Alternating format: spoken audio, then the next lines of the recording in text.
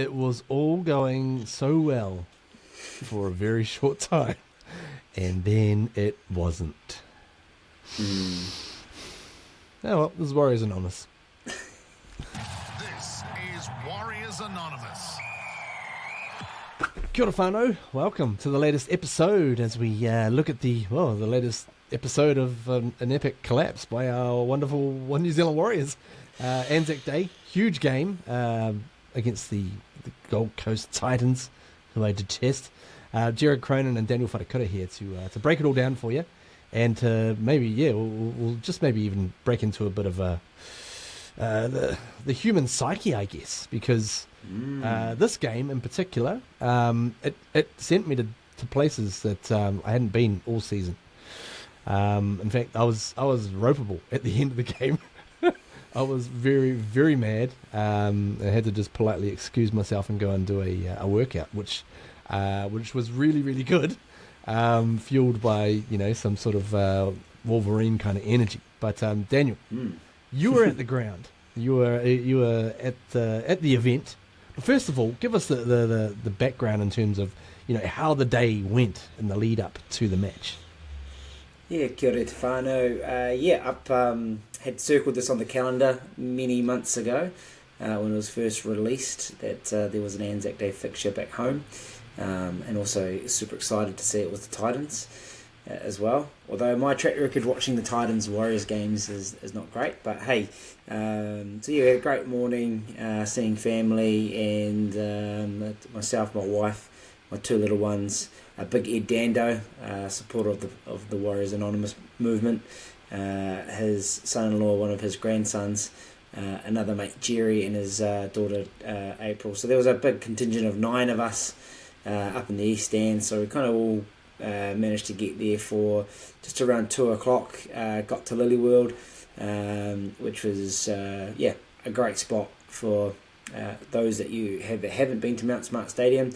On the west side, as you enter the ground, there's a lovely outdoor area, which a lot of the Wars fans start getting ready to go.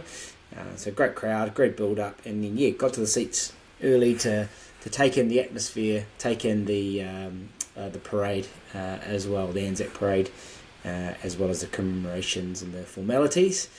In front of a packed stadium. So the pre-game and getting to the seats and all ready to go was all pretty good. And then the game happened. And then it happened. Well, it was going good for a while as well. Much like the first warning signs for me set in watching the pre-game ceremonies, because everything was just going flawlessly. The marching and the guy playing the bugle, because I always feel for those guys playing the bugle on ANZAC Day, because there's just nowhere to hide. Like, it's just them, and they got to get their notes right and that sort of stuff. So that was flawless. And then we got through to the New Zealand national anthem, and unfortunately, something seemed to happen with the guy's microphone, which was a bit of a shame. And from that point, I was like, uh-oh, what's going on here? And I guess we started off. We started off well, 12-0 up after about 6 to 8 minutes, something like that. But what is going on with us? We jump out the gates. If we were like a racehorse, we sort of like fire out of the gates and then just fade after the first quarter, seemingly. It's interesting. Like, it's one of those things where you get a bit concerned. I was feeling a bit concerned because it just came through quite easy. The first couple of scoring plays, and they were off the back of errors and penalties as well. So that you've got to make the most of those opportunities. But there is just a drop off in something, right? Concentration, energy levels. In this game was after the sort of 15-minute mark through to I guess just after the second half, there was just a period of time where we just seemed to I think Webby said we lost the ruck as well, so we're reeling a little bit, and we were just off from the contact, made some bad reads, as well, and probably underestimated our opponents too.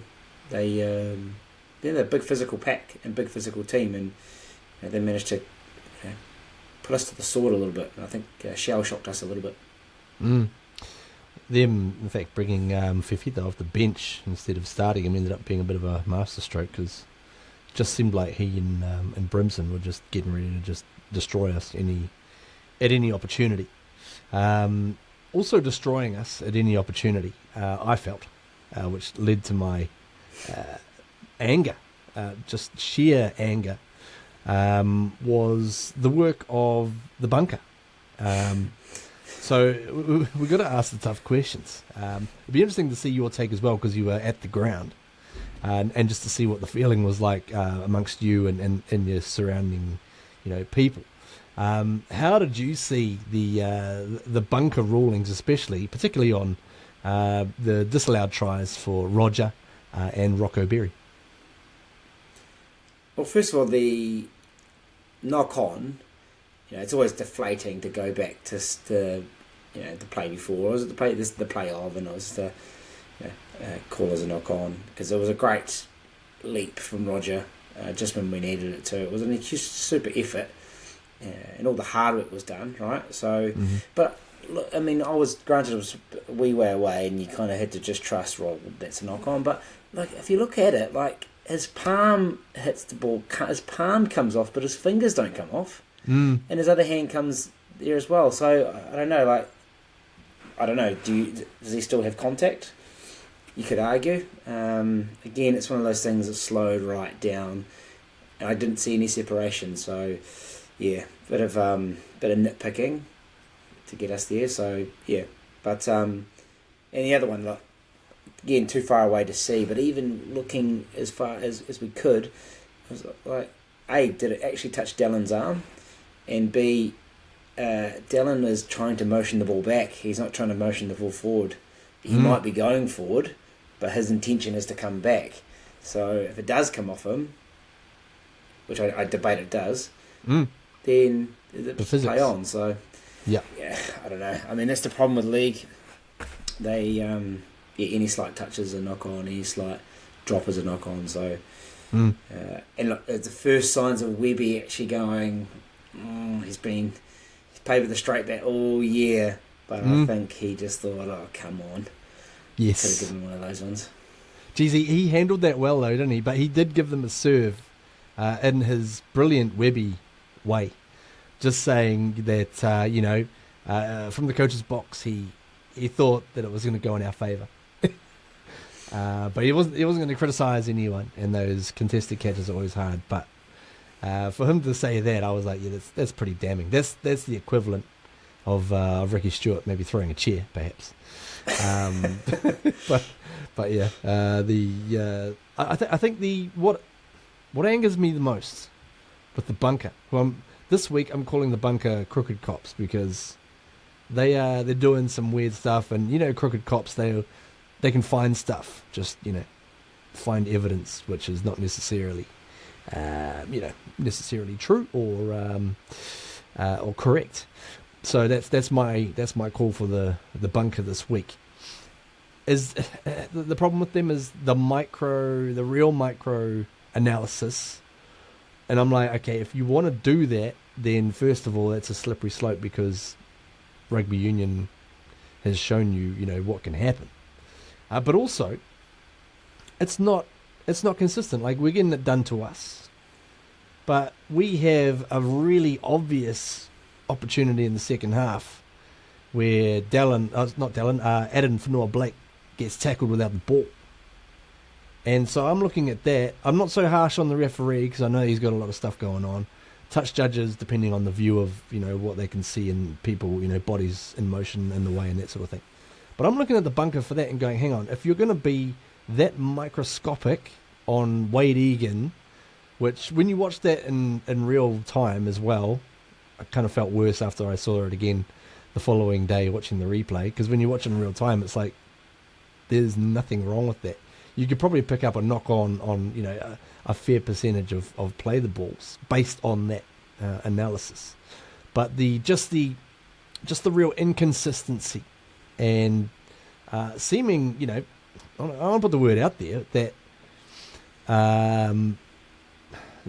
my wife actually raised the,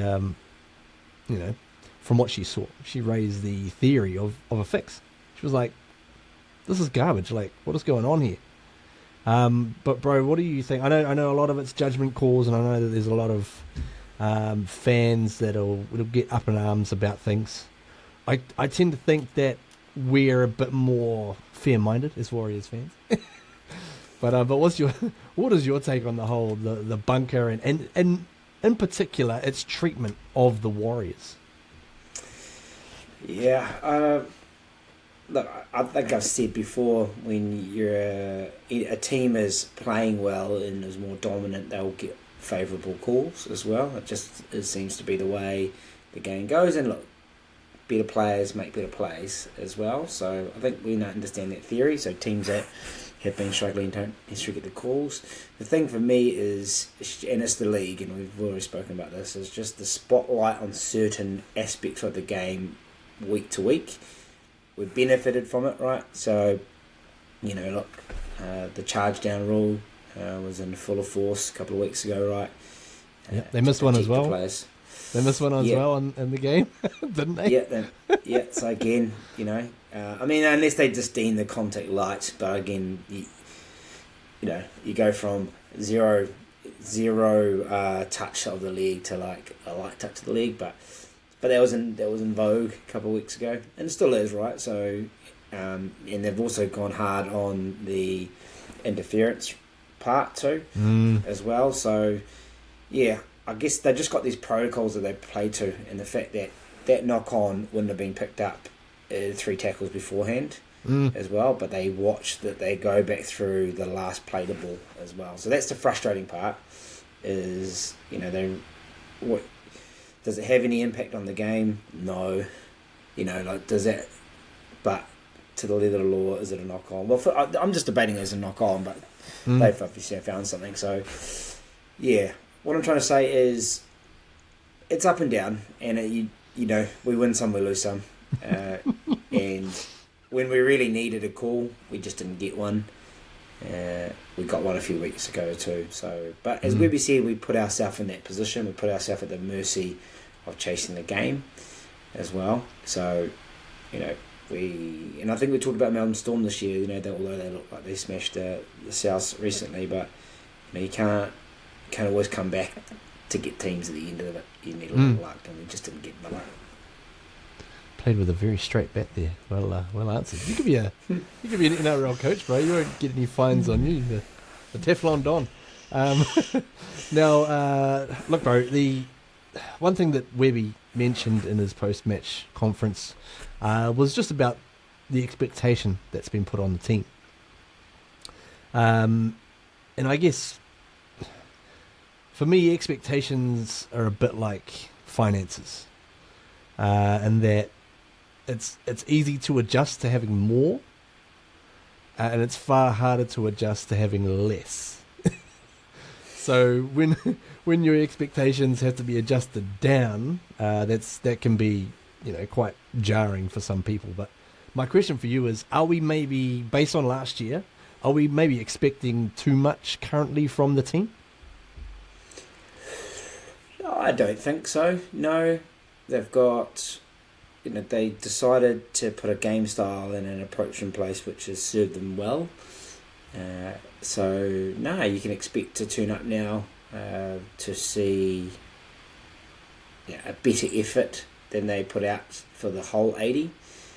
So they only really put in a strong 40-minute effort as well. So I think we can all say now that we deserve, and that they deserve to put out a better effort, and the expectations are there. The country's behind them. There's been fans come out of the woodwork. There's the Pinot Noirs. There's a whole range of different fan bases that have come. But actually, I want to give a bit of a serve to Mount Smart or Go Media Stadium. Not the stadium itself, but the fans that turned up there. Right. It actually took a lot of time for the fans to get into the game. We were sitting back, and and I was partly guilty, but I was also just, I'm not a regular here, so I was like, well, I want to see some action. Then I just started screaming, yelling, and getting in behind it as well. And I think it just took the crowd a bit of time, and I think there's a little bit of expectation that, well, we're going to get up, we're going to rock in, we're 12 points up as the crowd, the boys are going to do well. And I think perhaps they're feeling that too. They're feeling that, oh sweet, we've got 12-0 up. We'll get to work and hopefully finesse our way through the game and get this one. So, but we all know this is the hardest sporting competition in the entire world. And I think you can say that, actually. I was thinking about that today. The Premier League, Football Premier League, that's grueling, but you don't have as much competition that is so tightly matched. Or contact. Or contact, true. But yeah, I just think there's a little bit of combination of the fans as well as the team. The team, they have just been off in parts. There's a whole myriad of reasons why. We can get through those. But when you drop your level, you've got a team on the other side that's super desperate as well. They raise their level, and they've been playing and looking a lot better in the last couple of weeks. Yep. The only thing I'm really proud of, and I guess, was the fight back, because when Brimson scored that try, and I was thinking, oh, here we go. It's like 25 minutes to go, and you're like, ugh.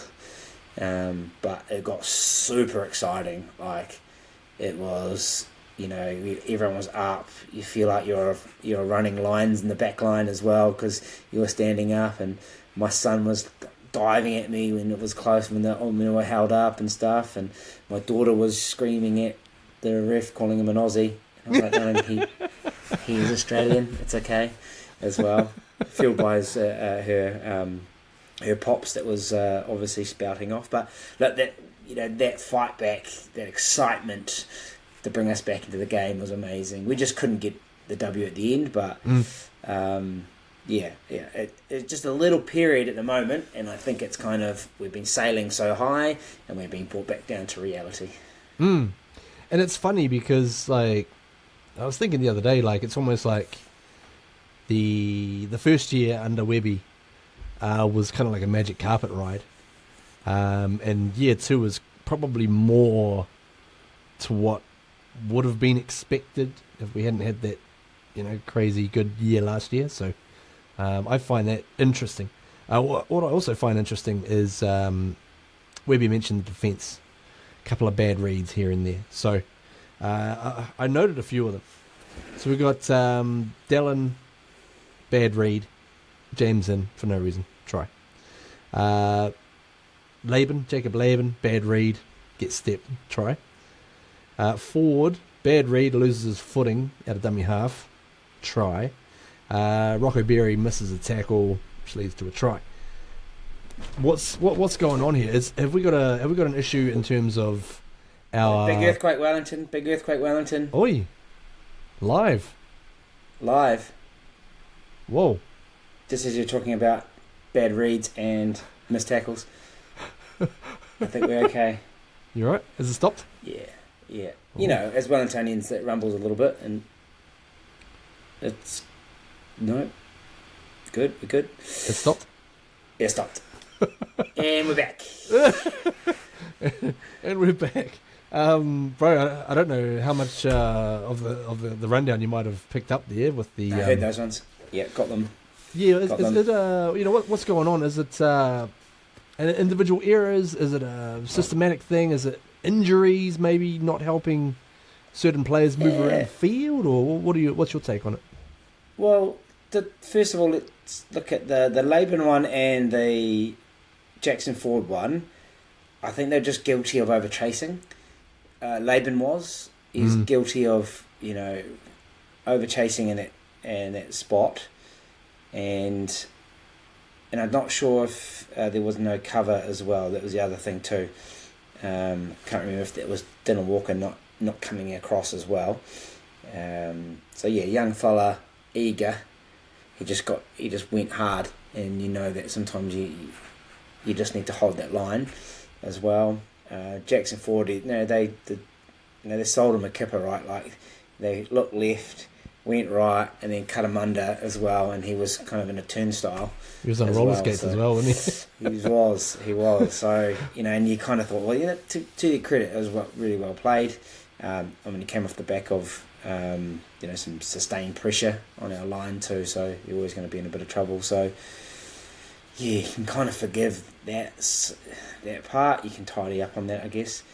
The concerning thing for me was, two things with those other bad reads or those mistakes. So, yeah, there is the Dallin coming in, but part of me thinks that he doesn't have confidence Rocco is shutting them down, and part of me also thinks Rocco is a great legs tackler as well, but in those situations perhaps he needs to stay high because he's allowing that offload, and it's that offload that I guess Dallin's trying to shut down as well. And we saw obviously first time he kind of got around the waist and Kelly was able to get it out as well. And then the try in the corner where Kelly just gave him a bath, just get off me. And again going low, as well. And he was free up top to get out to Khan Pereira. So, yeah, that's something I guess they're probably going to have to look at as well. What do the bigger centres do? They tend to hold them up, right?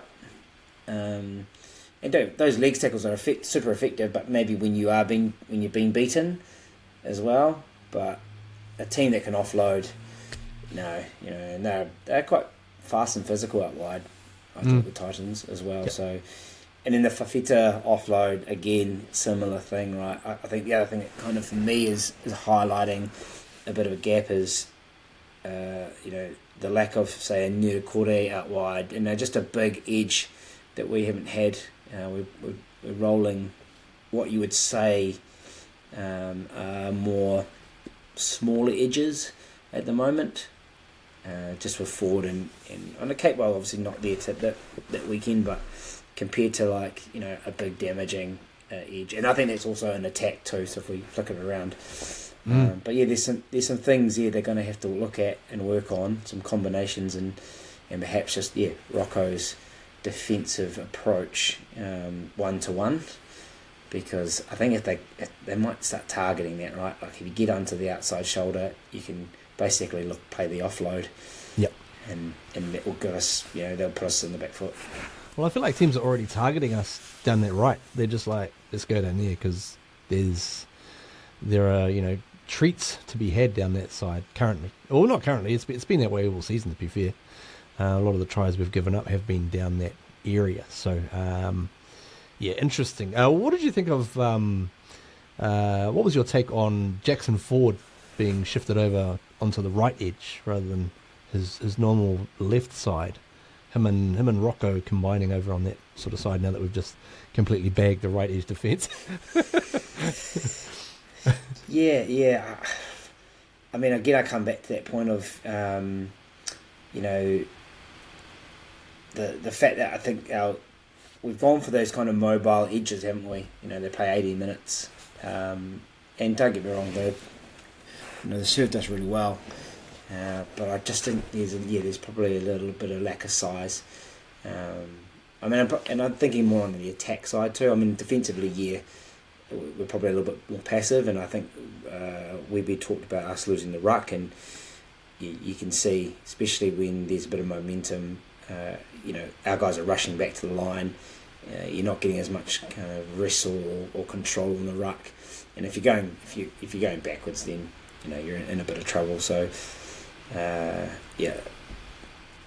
think that's the key thing for me is that size, just losing a bit of size, and also when you trying to blood combinations, it's hard. They need to be able to be in sync, really. The good teams are, and then when you're chopping and changing, it's a bit of a challenge. You're actually the second person who's mentioned the gap that not having Nukore is providing for us, because Steve McIver, cold-blooded Steve, he mentioned to me that he thinks we're missing his influence. Now, also in terms of a bit of a drop-off This one is from Saucy. I should have mentioned the Sauce Boy is actually away on family duties on this particular episode, so it's just G and Dan running the old combo. Moneta's working with the family, and Isaac is off to the land of the rising son-in-law. So he's over in Japan doing his thing over there. So he's having a good old gonna have a good old trip by the sounds.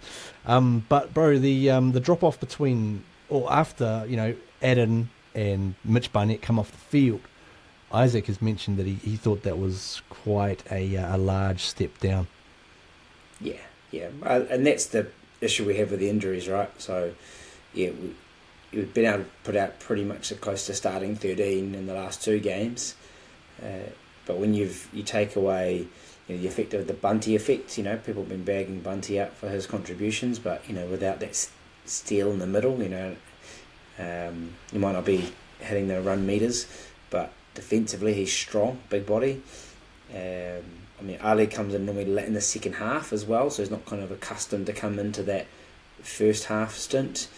Dylan Walker was back and it was good to see him too, but yet again he's been out for a wee while. I think he built into the game too, although we'll talk about it a bit later. I think there was probably too many Chiefs and not enough Indians in the latter stages of the game, just trying to direct traffic as well. You could tell there's a few things going on there, but yeah, it's always going to be the case, and Webby's been trying to protect that bench as much as possible, but you can't eat big minutes out of those starting middles. They do traditionally play big minutes, the starting middles, but we've got a whole season to go. We can't gas them completely, and yeah, it's just goes to show, you've got 4 or 5 key injuries out that would be in the bench makeup, and we've just got no impact on the bench at the moment. Fair, very fair. In fact, no. Am I on mute? Yeah, you were, but it's all good. Oh, okay. Look, that's entirely a fair point, but on further review, the bunker has actually just ruled and decided that's not a fair point, and we can't mention that in the podcast. Sorry.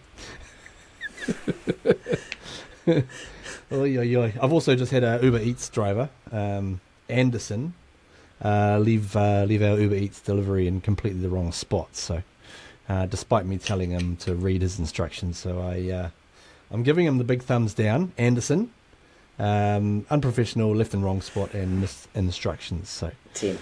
That's why I'm currently a little bit distracted and a little bit slightly more perturbed than I already was. Now, Anderson.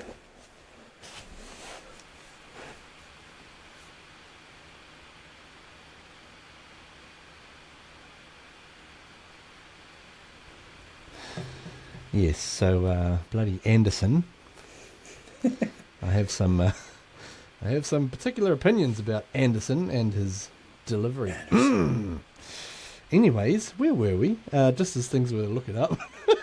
We were talking about the drop off. The drop off, yep. From the bench. The drop off from Uber Eats, yep. Yeah, but a massive shout out goes to Zion Mau. He was awesome. And the stint he had was just kind of to the level we needed a young fella to come in and really, really throw himself into the game. And his carries were huge. You got the crowd right behind him as well when he came on. So hats off to the young fella. Big, long way to go in terms of career and to being at the Adam and Mitchie Barnett level, right? So you only got a short stint, but yeah, that was definitely what was required. Big body into the line, hard to deal with as well, and ferocious on defence. So a massive shout out to Zion. Yeah, definite. A real positive to come from the match was seeing his his debut. I know a lot of people have built it up, and he really he did turn it up. Notice he got a couple of good sort of whacks for his efforts as well. The seasoned veterans and the forward pack just giving him a little welcome package. So good to see. Was a little bit wondering about the. I think I already know what your answer is going to be for this, but the the lack of use or zero use of Paulie Roach, the reserve dummy half off the bench. What's your opinion of that particular use? Well, I guess it goes to the fact that no disrespect to Paulie Roach there, but when you are chasing a game, you need your best players out there as well, and they can play 80, and Wade can play 80. The bringing on Roach to kind of sub Egan would have dropped us in terms of quality, and that's no disrespect. It's just the level where Wade is at as well. So, and unfortunately, when we're carrying a bench that is devoid of first grade experience, you only kind of use in case of emergency, really. So covering in case of emergency, or as we saw in the Dragons game, the game was gone. So get them out there as well. So yeah, and not testament to the team's fitness. They are fit enough to not carry a sub, a reserve that doesn't get used. We go back a few years ago, right, where the arse was blowing out of our players, and the mix up of the bench. They played as about 40 minutes each, that kind of thing. Not the case these days. I did appreciate actually that we were able to give Tohu a spell. Definitely needs a spell. We saw that against the Dragons when they cut us up the middle. And it's just too much work for him to do that as well. So it's nice to have that opportunity for a spell as well. But Papa Roach is just staying there for cover, really. Fair enough. And I knew that was going to be your answer. Good to see. I enjoyed the work of Dylan Walker, getting back into the swing of things as well. Good to see him back and doing his thing. Now you mentioned about the freshness aspect of certain players, and they were given a what is termed as a 3-day break post game for them to go and freshen up and just get away from thinking about footy before they get back into it Monday, heading towards the Knights game. Is that going to make all the difference, or are there changes that you would think that would be made, personnel or otherwise? Look, I think it's going to be a massive opportunity for them just to get away from footy as well. 3 days, rest and recover, get their heads out of it as well.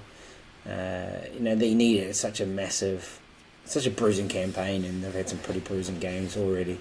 And the fact that we don't have, we've lack of bench at the moment, or lack of, big injury toll already, hasn't been the opportunity to kind of perhaps, take the load out of some of those guys as well. So yeah, huge. But not only just the physical, but it'll be the mental.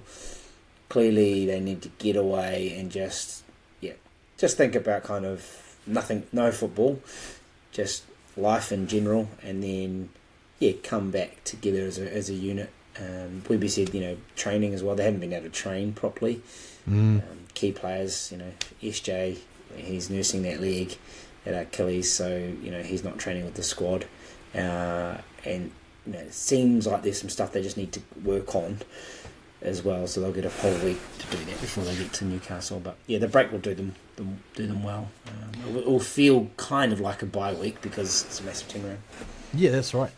It's not till Sunday afternoon that Warriors travel to Newcastle to take on the Knights. So it's a bit of a good bye without being a bye, I suppose. Probably counterbalanced by the fact that we had a slightly shorter turnaround for the ANZAC Day game. But I guess there's been a bit of reaction from certain fans.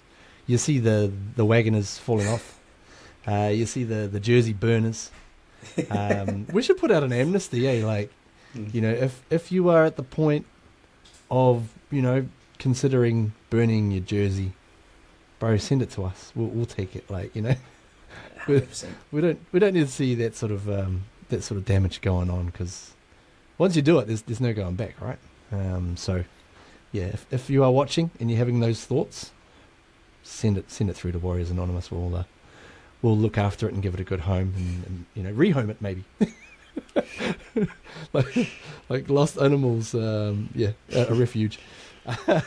So just in short, you're looking for the break to do a lot of the, make a lot of change, mentally mainly. You're not thinking of dropping anyone like a Marcelo Montoya to maybe give him a couple of weeks down a grade to get some confidence back or anything like that?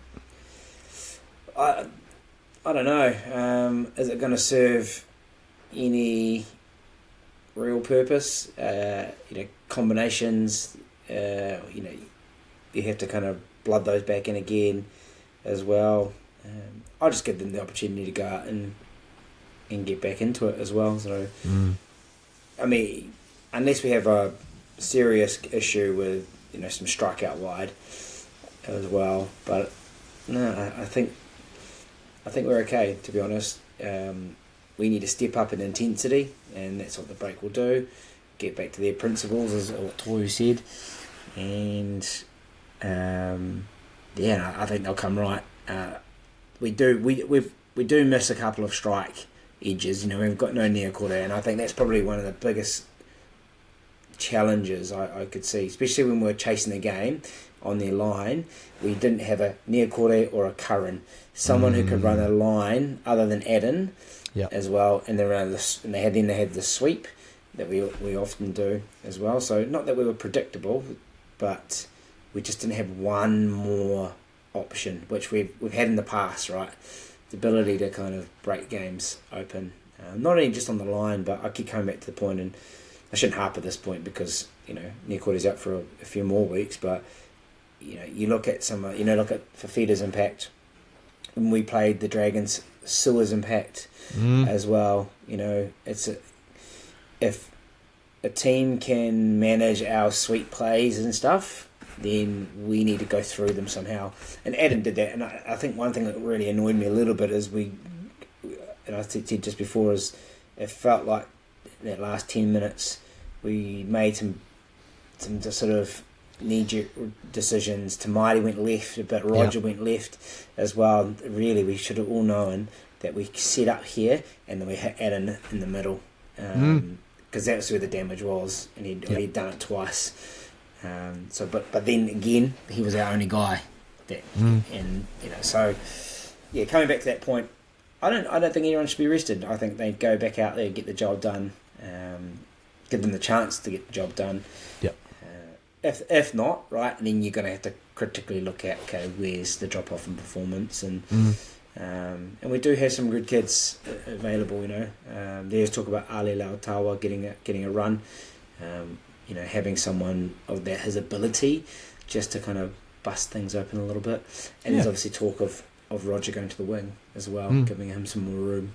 So, I mean, he's looking good, and we're using him a lot better.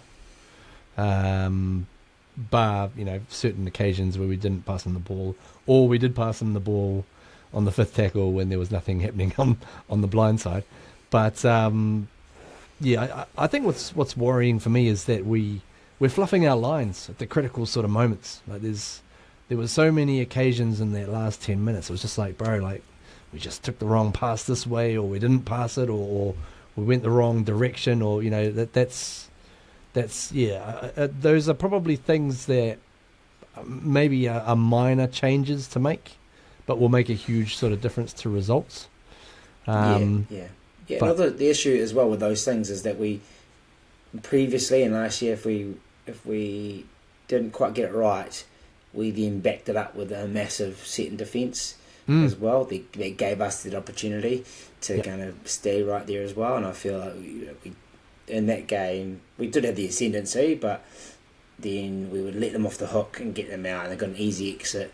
And Chance, who was doing a mountain load of work, like the amount of work he was doing, you could see live. It was amazing, but just kind of released the pressure where, previously we had actually become like a Penrith, and we just put that extra bit of pressure on. So, that's another kind of element to the game is we need to get back to what we were doing in that really grinding defence.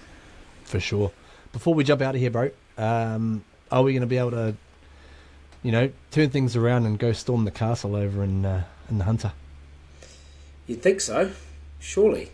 They're in a bit of strife I mean, we're in a bit of a hole, but you know they've lost their main man, and without their main man, you know they don't offer a lot. But yeah, there's no easy games. The NRL's no easy games. So we've been guilty, I think, us fans, of coming into the last 2 weeks thinking, sweet 4 points, we'll be in the top 4 by then. No, not to be. Not to be. Dragons were desperate that week, and Titans were super desperate this week. So, a week just been. So, but that's why we love the game. That's why we tune up and watch. That's why we support the boys, because, you know, who knows what's going to happen. But all we do know is that we've got to show up and support us. How about this for a catchphrase before we jump out? If you don't earn it, you burn it.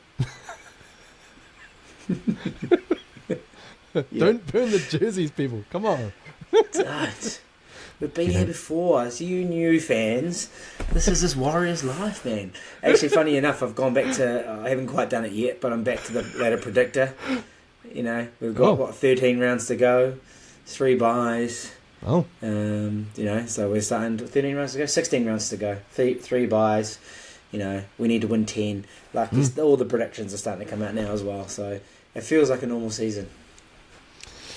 You know, we'll be right. We'll be right. That's right. It's the truer experience of the Warriors roller coaster.